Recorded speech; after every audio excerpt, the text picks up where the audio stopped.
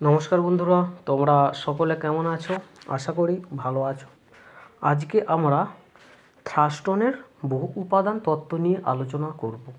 তো তার আগে এখনও পর্যন্ত যারা আমার এই চ্যানেলটিকে সাবস্ক্রাইব করোনি, চ্যানেলটিকে সাবস্ক্রাইব করে দিও। স্পিয়ারম্যানের মতে বুদ্ধি দুরকম মানসিক ক্ষমতা বা শক্তি নিয়ে গঠিত। একটি হলো সাধারণ আর একটা হলো বিশেষ। কিন্তু মার্কিন মনোবিদ থ্রাস্টন বুদ্ধি একটি, দুটি বা বহু শক্তি সমন্বয়ে গঠিত তা স্বীকার করেননি। তিনি 7টি পৃথক অভিক্ষার ফলকে উপাদান বিশ্লেষণের সাহায্যে প্রমাণ করেছেন যে বুদ্ধির মধ্যে পরস্পর নিরপেক্ষ 7টি মৌলিক শক্তি বর্তমান। এগুলি হলো, এক হচ্ছে স্মৃতি বা মেমোরি, সংক্ষেপে এম। এই যে সংক্ষেপে যে এম দেওয়া আছে, এম, মেমোরি, এগুলো থেকে পরীক্ষায় প্রশ্নপত্র আসতে পারে, ঠিক আছে?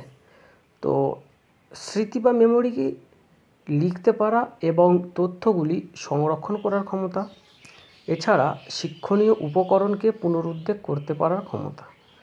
2 হলো সংখ্যা বা নাম্বার, সংক্ষেপে এন, সংখ্যামূলক গণনা দ্রুততার সঙ্গে এবং সঠিকভাবে করতে পারার ক্ষমতা। 4 হচ্ছে প্রত্যক্ষণ, পারসেপচুয়াল বা পি, কোনো বস্তুকে দ্রুত এবং সঠিকভাবে চিহ্নিত করতে পারার ক্ষমতা। 4 হচ্ছে যুক্তি বা রিজনিং বা আর, বিমূর্ত সম্পর্ক উপলব্ধি ও কাজে লাগানোর ক্ষমতা, সেই সঙ্গে নতুন সমস্যার সমাধানে অতীত অভিজ্ঞতাগুলিকে একত্রিত করে কাজে লাগানোর ক্ষমতা।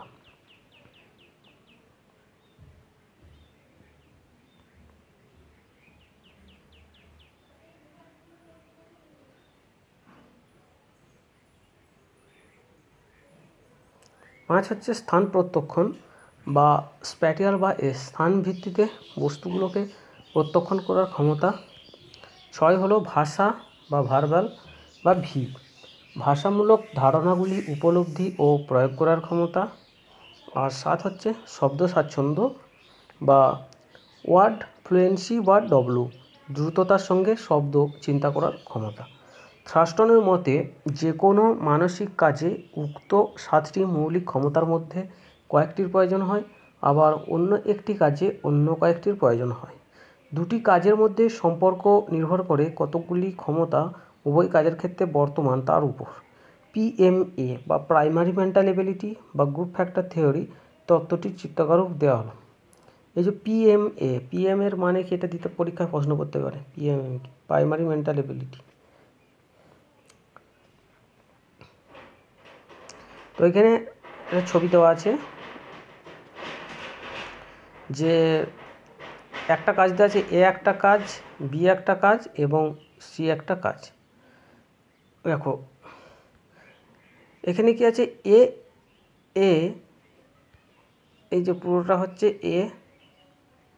এ ও সি এর মধ্যে দুটো সাধারণ শক্তি কি ভি ডব্লু বর্তমান, আবার এ ও বি এর মধ্যে একটি সাধারণ শক্তি কি এস বর্তমান। তাহলে এ এবং সি এর মধ্যে দুটো শক্তি বেশি থাকার জন্য এদের সহগাঙ্ক বেশি হবে। আবার এ ও সি এর মধ্যে যে একটি মানে উপাদান এস থাকার জন্য এদের সহগাঙ্ক কি না, এই যে সি আছে এই সি এর থেকে কম হবে। আবার বি এবং সি এর মধ্যে কোনো সম্পর্ক নেই, তাহলে এখানে সহগতি শূন্য হবার কথা। কিন্তু যেহেতু এর সাথে 3টেই যোগাযোগ আছে, তাহলে সম্পর্ক সামান্য হলেও থাকতে পারে, মানে সহগতির সহগাঙ্ক সামান্য পরিমাণেও থাকতে পারে।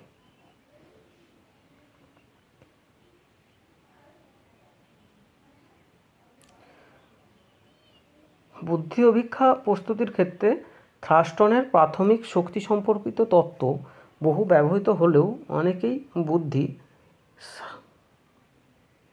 অনেকগুলি মানসিক শক্তি সমন্বয়ে গঠিত এ ব্যাখ্যায় সন্তুষ্ট নয়। তো আজকের মতো এখানেই শেষ করছি, পরের এপিসোডে আবার দেখা হবে।